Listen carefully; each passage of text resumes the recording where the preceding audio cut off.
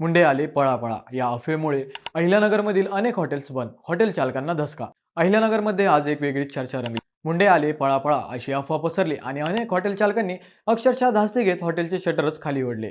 मंडळी, अन्न व औषध प्रशासनाचे आयुक्त तुकाराम मुंडे यांनी पदभार स्वीकारल्यानंतर सुरक्षित अन्न निरोगी महाराष्ट्र ही मोहीम सुरू केली आहे.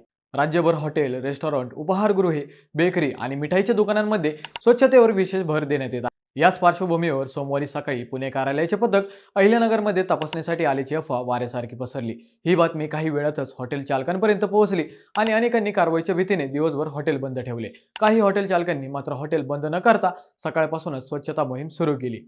स्वयंपाकघर, भांडी, फ्रीज आणि संपूर्ण हॉटेलची साफसफाई करण्यात आली. मात्र यानंतर स्थानिक अन्न व औषध प्रशासनाच्या अधिकाऱ्यांशी संपर्क साधला असता पुण्याचे कोणतेही पथक नगरमध्ये आलेले नसल्याचे त्यांनी स्पष्ट केले. दरम्यान या घटनेनंतर मात्र हॉटेल चालक अधिक सतर्क झाले आहेत. मंडळी, ही अफवा खरी नसली तरी तिच्यामुळे हॉटेल व्यवसायात एकच खळबळ उडाली हे मात्र खरंय.